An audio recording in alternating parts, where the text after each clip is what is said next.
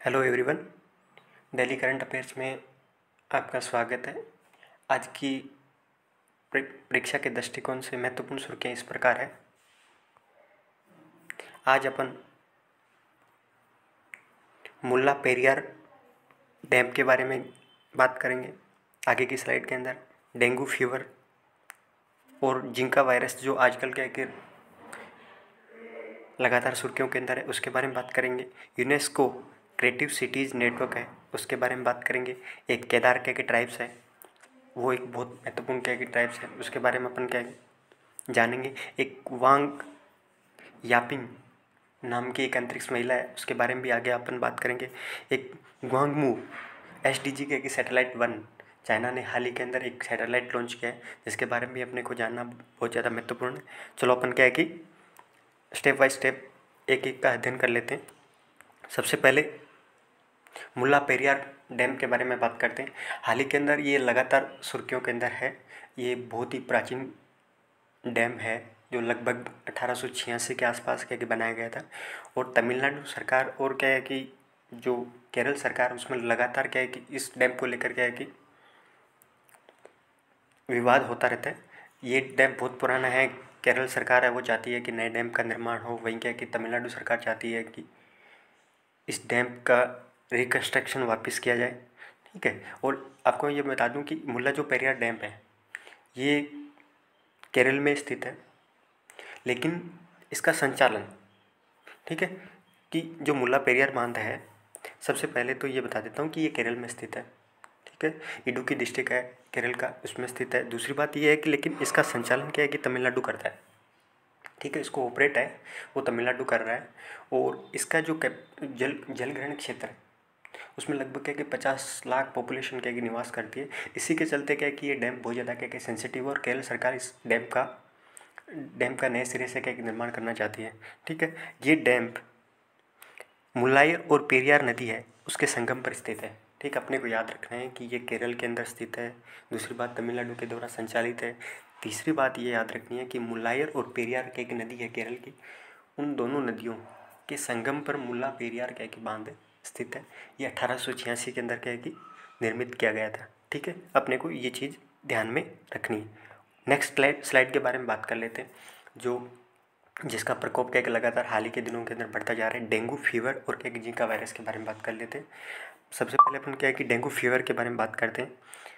Dengue fever जो मादा Aedes मच्छर है उसके काटने से क्या है कि ये संक्रमण के माध्यम से क्या कि फैलता है, ट्रांसमिट हो जाता है। जब मादा एडीज मच्छर है वो काट देता है, उसकी वजह से क्या है कि ये ट्रांसमिट होता है।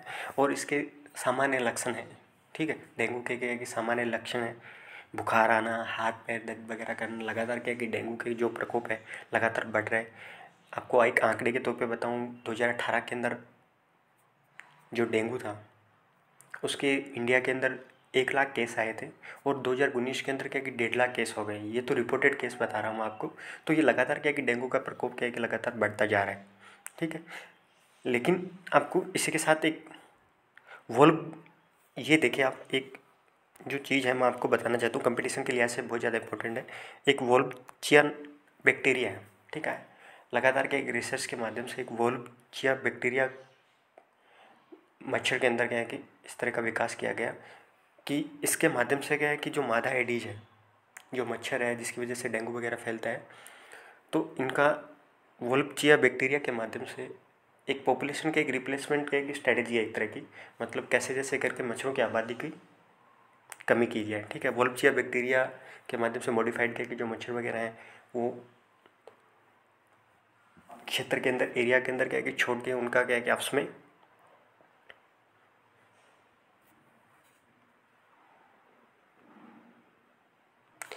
तो पॉपुलेशन, एक तरह से पॉपुलेशन रिप्लेसमेंट थेरेपी है। कैसे जैसे कैसे करके मच्छरों की आबादी क्या है कि कंट्रोल करना है। ठीक है। इसके बाद में अपन जिंका वायरस के बारे में बात कर लेते हैं। इसी के साथ मैं आपको बता देता हूँ दोस्तों कि जो एडीज क्या है कि ग्रुप है उसके अंदर जो मच्छर है, ठीक है, उनके काटने से क्या है येलो फीवर भी होता है, चिकनगुनिया भी होता है, प्लस क्या है कि डेंगू भी होता है। तो 3 रोगों के याद रखना कि एडीज की वजह से ऑप्शन में क्या किस तरह दे देता है कि एडीज ग्रुप की वजह से क्या है कि कौन कौन से रोग फैलते हैं। तो येलो फीवर भी होता है, चिकनगुनिया भी होता है, डेंगू भी होता है। ठीक। अपन जिंका वायरस के बारे में बात करते हैं।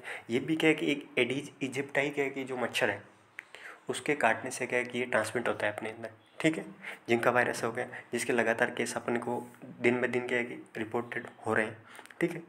और ये मैंने आपको बता ही दिया कि एडीज क्या है कि जो ग्रुप है उसकी वजह से क्या है कि ये चीज़ें फैलती हैं, ठीक है। जिंका वायरस के भी क्या है कि कॉमन से क्या है कि लक्षण है, रस आना, ठीक है, रैश वगैरह हो गया, फीवर हो गया, ठीक है, जॉइंट पेन्स हो गया, ठीक है। तो इस तरह की क्या है कि कॉमन से, लेकिन एक चीज़ याद रखना, इसमें आपको ये देखना, एक माइक्रोसिपेली नाम का एक लक्षण है, ठीक है, एक तरह की बीमारी है माइक्रोसिपेली, ठीक है। जो जिंका वायरस क्या है कि जब जो प्रेग्नेंट महिला होती है उसमें क्या है कि जब जिंका वायरस की वजह से क्या है कि जो संक्रमण हो जाता है, तो जो गर्भ के अंदर जो बच्चा होता है, ठीक है, उस पर क्या है कि इसका जिंका वायरस का प्रभाव पड़ता है, और उसका जो दिमाग होता है, ठीक है, जो दिमाग होता है उसका क्या है कि जो आकार है वो साइज़ कम हो जाती है, उसको माइक्रोसिपेली कहते हैं। तो माइक्रोसिपेली याद रखना, ये जिंका वायरस से जुड़ा हुआ है।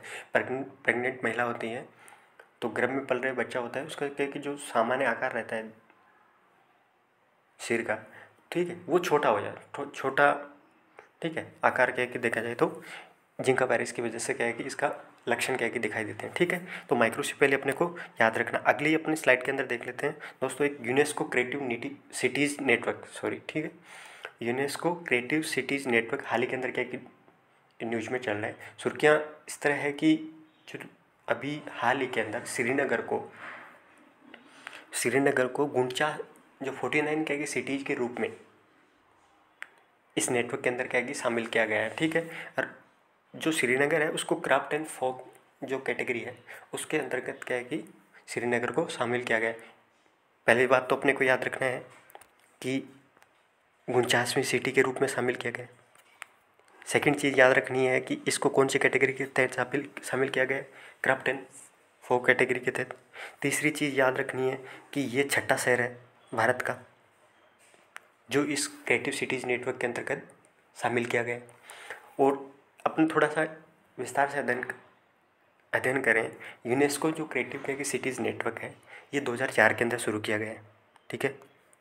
यूनेस्को जो संगठन है उसके द्वारा 2004 के अंदर क्रिएटिव सिटीज़ नेटवर्क, ठीक है। इस प्रोग्राम का एक मुख्य उद्देश्य यही है कि कैसे जैसे करके जो लोकल लेवल पे क्या है कि जो लोकल लेवल पे क्या कि जो भी क्या क्राफ्ट हो गया, जब 7 कैटेगरी के अंदर क्या है कि ये सिटीज़ को बांटता है, ठीक है। तो कितने कैटेगरी के अंदर बांटता है, 7 कैटेगरीज। तो पहली कैटेगरी कौन सी है, क्राफ्ट एंड फोक कैटेगरी। दूसरी मीडिया आर्ट्स। तीसरी देखिए फिल्म। चौथा डिजाइन। पांचवा गैस्ट्रोनॉमी। और छठा लिटरेचर एंड म्यूजिक, ठीक है। तो 7 हो गई कैटेगरी, देखो, craft and folk, media arts, film, design, gastronomy, literature and music, ठीक है। 7 कैटेगरीज के तहत क्या है कि देखा जाए तो ये सिटीज़ का वर्गीकरण करती है। इसका मुख्य उद्देश्य यही है कि कैसे जैसे करके जो कल्चर वगैरह है लोकल लेवल की, जो सिटीज़ वगैरह जो लंबे टाइम से, जैसे मुंबई है, मतलब मुंबई फिल्म सिटी के रूप में जानी जाती है, तो उसको कैसे जैसे करके इंटरनेशनल लेवल पे क्या है कि उसका पहचान बनाई जाए, उसको प्रमोट किया जाए, ठीक है। तो ये इस नेटवर्क का क्या है कि मुख्य उद्देश्य है। भारत में अभी छठी सिटी के रूप में श्रीनगर के अंदर शामिल किया गया है। 2015 के अंदर जयपुर को शामिल किया गया था। 2015 के अंदर वाराणसी को म्यूजिक के जो कैटेगरी है उसके अंतर्गत क्या है कि शामिल किया गया था। फिर क्या है कि चेन्नई को क्या है कि शामिल किया गया। फिर मुंबई फिल्म कैटेगरी के अंदर शामिल किया गया। और हैदराबाद है उसको गैस्ट्रोनॉमी, लास्ट क्या है कि हैदराबाद है श्रीनगर से पहले, ठीक है। गैस्ट्रोनॉमी के तौर पे क्या है कि हैदराबाद को क्रिएटिव सिटी नेटवर्क के अंदर शामिल किया। तो अपने को कितनी सिटी याद रखनी है, 6 सिटीज़ याद रखनी है। ये किस तरह का क्वेश्चन बन जाता है, कौन कौन सी सिटी, जयपुर, दूसरा वाराणसी, तीसरा चेन्नई, चौथा मुंबई और पाँचवा हैदराबाद और छठा हाल ही के अंदर शामिल किया गया श्रीनगर, ठीक है। तो 6 city UNESCO creative cities network के अंदर शामिल किया गया है। इसको 2004 के अंदर शुरू किया गया है, ठीक है। तो अपन अगली साइड के बारे में बात करते हैं, केदार ट्राइब्स के बारे में बात करते हैं। दोस्तों जो केदार के ट्राइब्स है हाल ही के अंदर क्या कि न्यूज़ में चल रही है, जो केदार के ट्राइब्स है ये आपको दोस्तों मैं बता देता हूँ, ये केरल और जो तमिलनाडु का जो कोयम्बटूर वाला एरिया है, जो पहाड़ी क्षेत्र है उसके अंदर क्या है कि निवास करती है, ठीक है। और ये ट्राइब्स क्या है कि दोस्तों फॉरेस्ट के अंदर निवास करती है, ठीक है, फॉरेस्ट के अंदर निवास करती है। इनकी जो वासभूमि है वो अन्नामलाई टाइगर रिजर्व जो है उसके अंदर क्या है कि ये निवास करती है। तो केदार ट्राइब्स केरल और तमिलनाडु के अंदर है। पहली बात तो ये याद रखें। दूसरी चीज़ ये अन्नामलाई टाइगर रिजर्व के अंदर क्या है कि इनका वास भूमि क्षेत्र है, ठीक है। तीसरी चीज़ याद रखनी है कि ये केरल के अंतर्गत, केरल के अंदर जो पीवीटीजी ग्रुप है, ठीक है, पर्टिकुलर वनरेबल ट्राइबल्स का एक ग्रुप है, मतलब सेंसिटिव क्या है कि जो ट्राइब्स वगैरह रहती है उसको इस ग्रुप के अंदर शामिल किया गया है। और केरल की क्या है कि 5 क्या की ट्राइब्स हैं वो पीवीटीजी ग्रुप के अंदर शामिल है। केरल की कितनी शामिल है? 5, और 5 में से एक है केदार। ये तमिलनाडु राज्य के अंतर्गत क्या है कि जो पीवीटीजी ग्रुप है सेंट्रल लेवल पे होता है, लेकिन ये केरल के माध्यम से क्या है कि केरल के अंतर्गत ये पीवीटीजी ग्रुप के अंदर शामिल है। ये चीज़ भी अपने को याद रखनी है। चौथी चीज़ है अपने को ये याद रखनी है कि ये फॉरेस्ट के अंदर निवास करती है लेकिन कृषि कार्य नहीं करती, ठीक है। इनका मुख्य कार्य है बेम्बू हो गया, शहद वगैरह, जो जंगल के अंदर क्या है कि अपने स्थानीय स्तर पर क्या है कि शेल्टर वगैरह बना के क्या है कि निवास करते हैं और वहीं पे अपनी आर्थिक जीवन के बिताते हैं, ठीक है। तो केदार ट्राइब्स के बारे में अपने को ध्यान रखना है। केदार ट्राइब केरल और तमिलनाडु, ठीक है। मेन बात ये याद रखना है कि ये केरल के अंतर्गत, जो केरल है, केरल के अंतर्गत ये पीवीटीजी ग्रुप के अंदर शामिल है, ठीक है। मेरे हिसाब से पीवीटीजी ग्रुप के अंदर लगभग क्या है कि 75 क्या है कि ट्राइब्स है, मैं कंफर्म नहीं हूँ, लेकिन लगभग क्या है कि 75 ट्राइब्स क्या है कि पीवीटीजी ग्रुप के अंदर शामिल है। सबसे ज़्यादा शायद तक उड़ीसा की है, उड़ीसा की सबसे ज़्यादा क्या है कि पीवीटीजी ग्रुप के अंदर क्या है कि ट्राइब्स क्या है कि शामिल है। अपन जो अगली स्लाइड के बारे में बात कर लेते हैं, ये आज की करंट अफेयर्स का क्या कि लास्ट स्लाइड है। ग्वानमू, हाल ही के अंदर चाइना के द्वारा एक सैटेलाइट लॉन्च किया गया जो विश्व का पहला अर्थ साइंस सैटेलाइट है, ठीक है। अपने को याद रखना है कि ग्वांगमू एक चाइना का सैटेलाइट है जो विश्व का पहला अर्थ साइंस सैटेलाइट है, ठीक है। ये बता दूंगा आपको अर्थ साइंस सैटेलाइट किस तरह का है, ठीक है। ये किस उद्देश्य के साथ क्या है कि लॉन्च किया गया, अपन इसके बारे में आगे बात करेंगे। दूसरी बात ये ग्वांगमू सैटेलाइट है, इसको SDG सैटेलाइट 1 भी कहते हैं। SDG यानी सस्टेनेबल डेवलपमेंट गोल सैटेलाइट 1 के नाम से भी कि सैटेलाइट को जाना जाता है। तीसरी चीज़ अपने को इस चीज़ का ध्यान रखना है कि जो चाइना ने ये सैटेलाइट लॉन्च किया है, इसका मुख्य उद्देश्य जब SDG के कि गोल अपनाए गए थे, ठीक है, उन्हीं को ध्यान में रख के ये सैटेलाइट लॉन्च किया गया है जो ह्यूमन एंड नेचर और जो सस्टेनेबल डेवलपमेंट होता है उन तीनों के बीच में जो इंटरेक्शंस होता है उसकी रिसर्च और क्या कि जो इंटरेक्शंस होते हैं आपस में क्या कि किस तरह मानव और प्रकृति के बीच में क्या क्या अंतर संबंध है, उनका अध्ययन क्या कि ये सैटेलाइट करेगा, ठीक है दोस्तों। ये 3 चीज़ें अपने इस सैटेलाइट के बारे में, ग्वांगमू सैटेलाइट है उसके बारे में जानना है, लेकिन ये चीज़ याद रखना विश्व का पहला अर्थ साइंस सैटेलाइट, ठीक है। चौथी चीज़ इसी के अंदर एक देखो चाइना से जुड़ी हुई क्या की न्यूज है, ये वांग यापिंग नाम की एक अंतरिक्ष महिला यात्री है, ठीक है। और इसके द्वारा विश्व के अंदर जो अंतरिक्ष में चलने वाली विश्व की पहली यात्री है, ठीक है। चाइना की है ये अंतरिक्ष महिला यात्री है, तो विश्व की पहली अंतरिक्ष में चलने वाली ये 6 घंटे तक है जो अंतरिक्ष स्टेशन होता है। देखो एक चीज़ और आपको मैं क्या कि करंट के हिसाब से आपको बता देता हूँ, चाइना का क्या है कि जो अंतरिक्ष स्टेशन है इसका नाम तियांगयोंग है। तियांगयोंग चाइना का अंतरिक्ष स्टेशन है जो लगभग 2022-23 के आसपास क्या कि ये स्टार्ट हो जाएगा।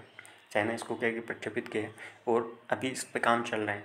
लेकिन वांग यापिंग नाम की अंतरिक्ष महिला है जो इसी स्टेशन के माध्यम से स्पेस वॉक किया था। एक तरह से क्या है कि स्टेशन से बाहर निकल के 6 घंटे तक क्या है कि स्पेस वॉक करके और रिकॉर्ड बनाया था। तो वांग यापिंग अंतरिक्ष में चलने वाली दुनिया की पहली महिला यात्री है, सॉरी, ठीक है। तो इस तरह क्या कि आज का जो मुख्य सुर्खियाँ थी जो इस प्रकार है दोस्तों।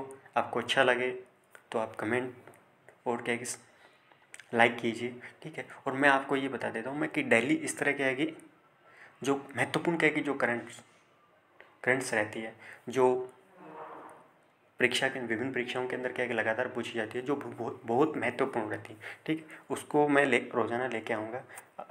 आज थोड़ा टाइम ज़्यादा लगा है और मैं कोशिश करूँगा कि 10 से 12 मिनट के अंदर का आपको वीडियो जो महत्वपूर्ण क्या है कि डेली के जो करंट अफेयर्स है वो आपको प्रोवाइड करवा दूँ। धन्यवाद।